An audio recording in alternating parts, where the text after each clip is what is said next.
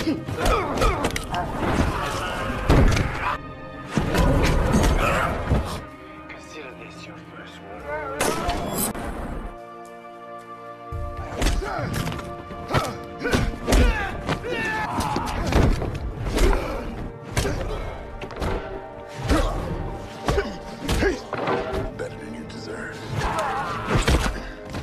teman-teman, apa kabar? Saya harap kalian baik-baik saja dan menjalani hari yang menyenangkan.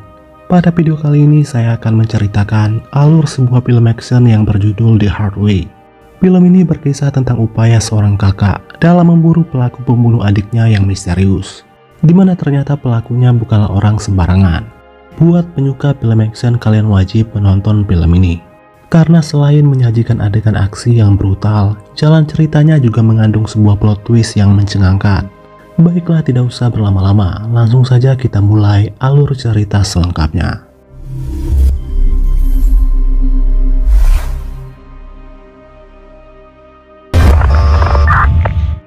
Di awal film kita akan diperlihatkan aksi kejar-kejaran yang melibatkan dua orang polisi dan seorang penjahat. Namun malang, seorang polisi bernama Cody tertembak dalam pengejaran ini.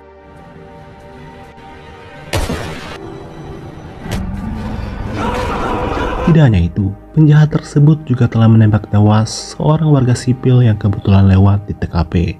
Rekan Cody yang bernama Mason mencoba menenangkannya sambil menunggu bantuan tiba. Namun Cody merasa ia sudah tidak mampu lagi bertahan. Dia lantas meminta Mason untuk menemui kakaknya yang bernama John dan menyampaikan pesan darinya, yaitu agar John segera menyelamatkan mantan istrinya dari seseorang yang bernama Toro. Menanggapi itu, Mason pun berjanji kalau ia pasti akan menyampaikan pesan tersebut kepada John. Kehilangan sahabat sekaligus rekan kerja tentu membuat Mason sangat terpukul.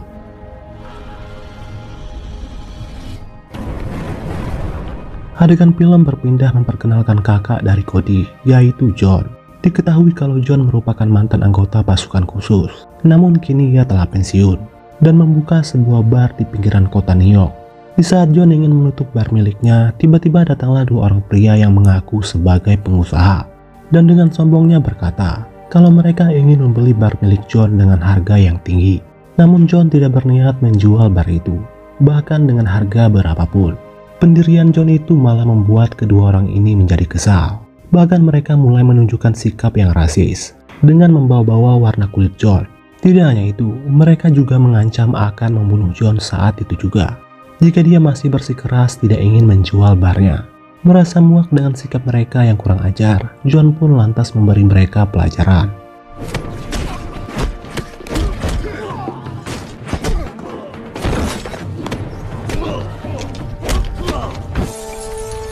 Setelah berhasil membungkam mereka, John tiba-tiba mendapat kabar buruk mengenai adiknya yang telah tewas. Jelas John sangat terpukul mengetahui berita tersebut. Keesokan harinya John langsung menemui atasan baru Cody yang bernama Brick. Brick menyampaikan kronologi kematian Cody kepada John, di mana Cody tewas dalam misi yang diberikan oleh atasan lamanya. Dalam misi itu, Cody dan rekannya ditugaskan memburu seorang bandar narkoba.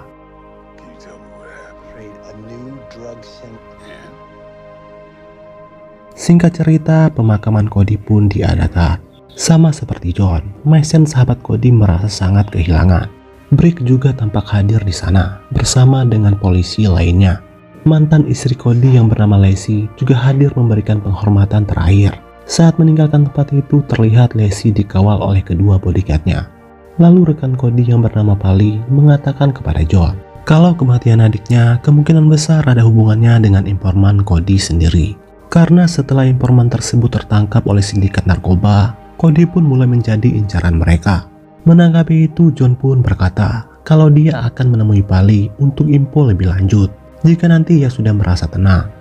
Di malam harinya terlihat Mason sedang mengintai Lacey yang malam itu sedang berjalan dengan Jopik. Diketahui kalau Jopik merupakan tangan kanan seorang bos kartel mafia bernama Toro. Saat Lacey dan Jopik meninggalkan apartemennya, Mason segera masuk ke sana untuk mencari barang bukti. Namun sayangnya ia dipergoki oleh anak buah Jopik, sehingga terjadilah baku tembak di sana.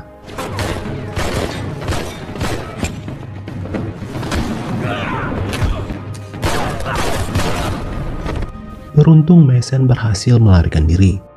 Di malam harinya di rumah Pali, yaitu sahabat Cody dan Mason, diserbu oleh sekelompok orang bertopeng. Dan mereka langsung menghabisi Pali dan seluruh keluarganya.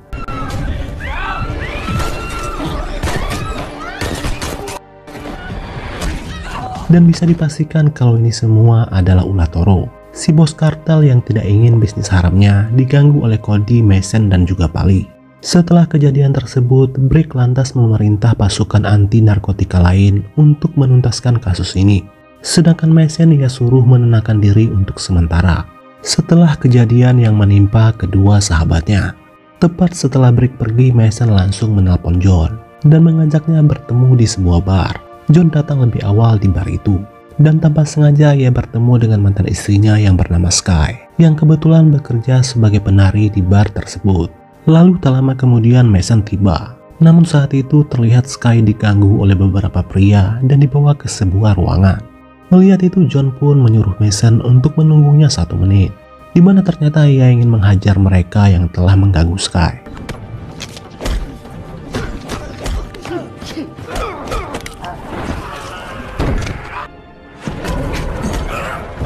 Dan setelah mereka berhasil ia tumbangkan, John lantas menyuruh Sky untuk pulang. Setelah itu ia kembali menemui Mason. Mason lantas menyampaikan pesan dari Cody sebelum ia meninggal. Mason juga bercerita tentang dia, Cody, dan Pali yang sedang dalam misi mengusut kasus sindikat narkoba yang dijalankan oleh Toro.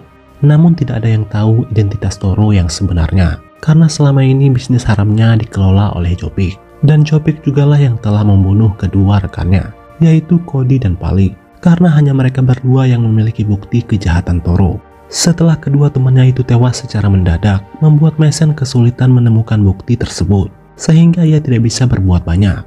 Menanggapi itu, John pun bertanya, di mana ia bisa bertemu dengan Jopik. Mason mengatakan kalau Jopik ada di ruangan belakang, di mana ternyata bar itu adalah salah satu bisnis yang ia jalankan, di mana Jopik selalu datang setiap hari Senin dan Kamis untuk mengecek para penari baru di bar itu. Diketahui pula kalau para penari tersebut dijadikan sebagai kurir untuk mengirim paket narkoba kepada Toro.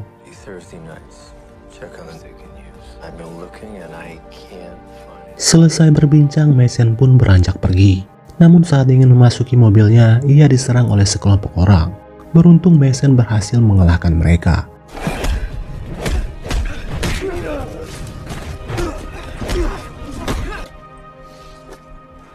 Kembali ke John yang telah berada di rumah adiknya, dan dengan mudah ia bisa menemukan bukti kejahatan Toro, di mana John tahu di mana Cody biasa menyimpan barang-barang rahasianya. Barang bukti itu berupa kaset, sebuah ponsel, dan juga sebuah kunci. John lalu memutar kaset tersebut yang berisi rekaman saat Jopik menyiksa informan yang dikirim oleh Cody, dan di sana juga hadir Toro. Namun di dalam video rekaman itu hanya tangannya saja yang terlihat di saat ia menembak mati informan tersebut.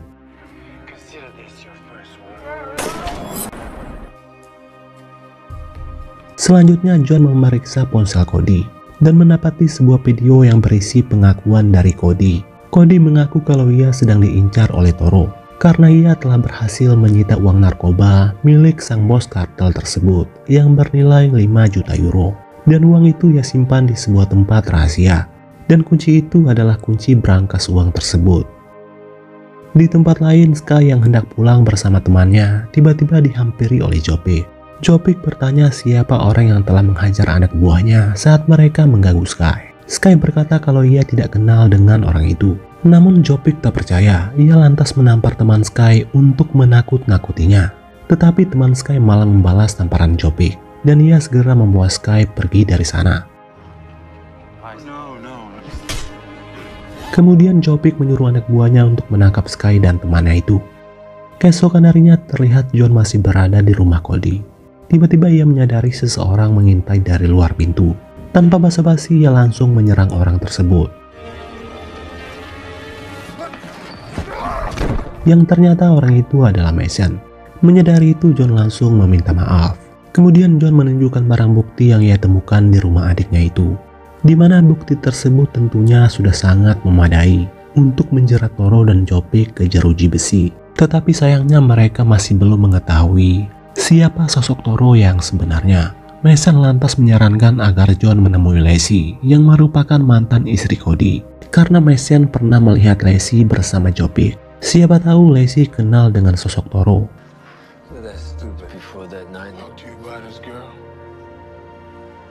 Tanpa membuang waktu, John langsung menemui mantan adik iparnya itu.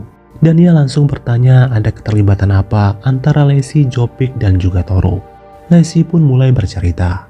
Pada suatu hari tiba-tiba ia dihampiri oleh anak buah Toro dan menyuruh Lacey merekrut para gadis yang tengah membutuhkan pekerjaan, di mana mereka semua akan dipekerjakan sebagai penari bar yang nyambi sebagai kurir narkoba. Mengetahui akan hal itu tentu Lacey menolaknya. Akan tetapi mereka mengancam akan membunuh Cody dan juga adik Lacey.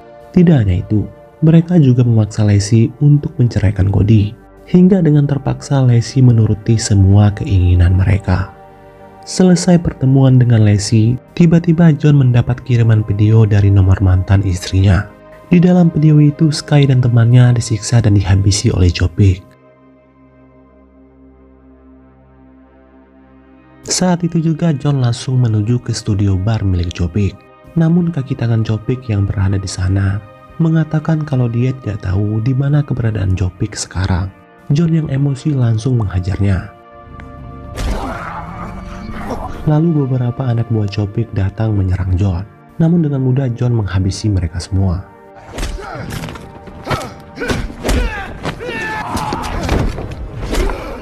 Hingga pada akhirnya orang ini mau mengatakan di mana keberadaan Jopik, yang ternyata bersembunyi di lantai atas. Jopik sudah mengantisipasi kedatangan John. Saat John berusaha masuk, Jopik langsung melepaskan tembakan. Namun yang kena malah tangan kanannya. Tetapi John sudah terlanjur murka kepada Jopik karena dia telah dengan tega membunuh Sky. Hingga pada akhirnya Jopik tewas secara mengenaskan di tangan John.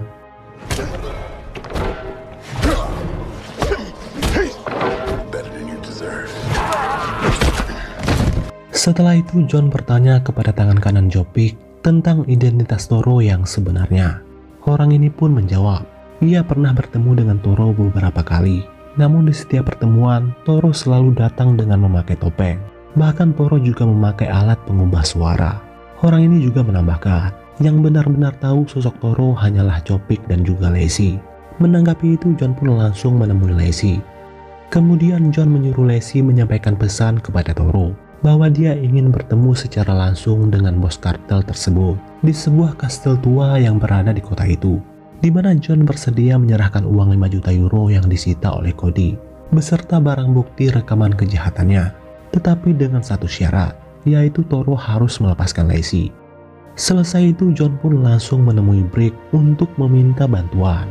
John meminta Brick untuk menyiapkan pasukan untuk melindunginya saat bertemu dengan Toro nanti, tetapi sayangnya Brick tidak bisa memenuhi permintaan dari John dengan alasan kalau John hanyalah warga sipil biasa dan bukan bagian dari pasukan khusus seperti dulu.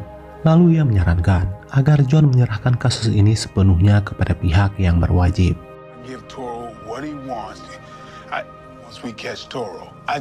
Gagal mendapat dukungan dari Brick, John pun langsung menemui Mason dan meminta bantuannya untuk meringkus Toro dalam pertemuan mereka nanti. Mason yang memang sangat dendam dengan Toro sudah pasti dengan senang hati mau membantu John. Sebelum melakukan pertemuan, Mason terlebih dahulu memasang jebakan untuk menghadang pasukan Toro. Singkat cerita, di malam harinya, Toro mendatangi John dengan membawa pasukannya. Mereka sengaja berpencar di berbagai sisi untuk mengepung John dan Mason. Sedangkan John sudah berada di atas gedung. Terlihat Toro sampai bersama anak buahnya yang sangat banyak, sementara John masih bersembunyi. Toro keluar dari mobilnya sambil menyandera Lacey, sedangkan Mason bersiap untuk membidik Toro. Namun belum sempat melakukannya, tiba-tiba beberapa anak buah Toro terkena jebakan yang dipasang oleh Mason, sehingga keadaan berubah menjadi kacau. Baku tembak pun tak terelakkan lagi.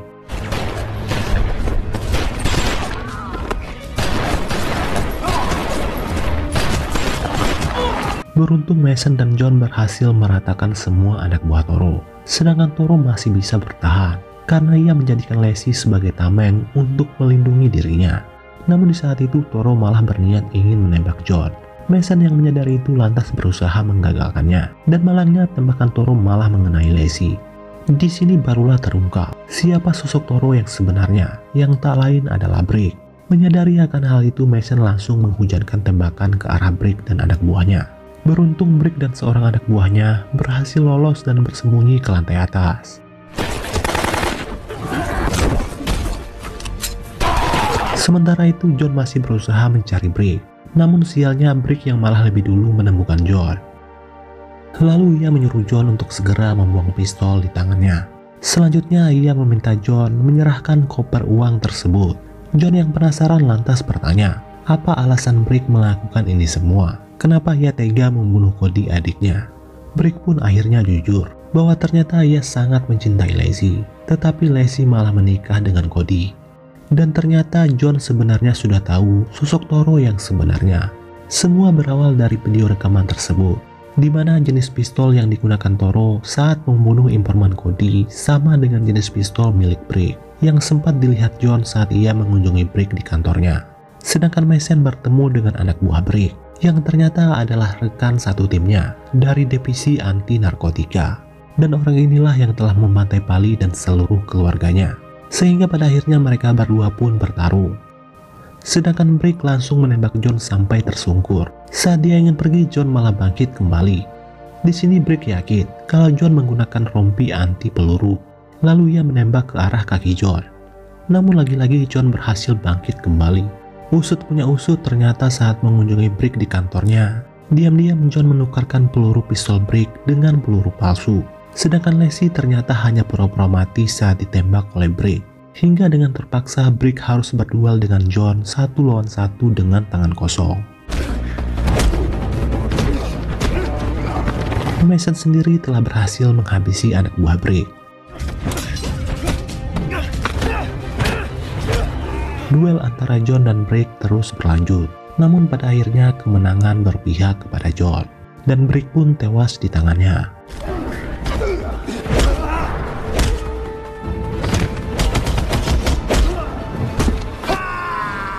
Adegan film berpindah pada 3 minggu kemudian. Terlihat John mengunjungi kafe milik Lacey, di mana sekarang ia telah terbebas dari belenggu Toro yaitu Brick. Dan John juga telah memenuhi permintaan terakhir almarhum Cody adiknya, yaitu melindungi Lacey dari ancaman Toro. Setelah memastikan keadaan Lacey baik-baik saja, John pun segera pergi dari kafe itu. Ternyata John telah meninggalkan koper berisi sejumlah uang. Dan juga kunci berangkas uang 5 juta euro milik Brick yang disita oleh Cody. Di akhir film, John berterima kasih kepada Mason karena telah membantunya membalaskan dendamnya.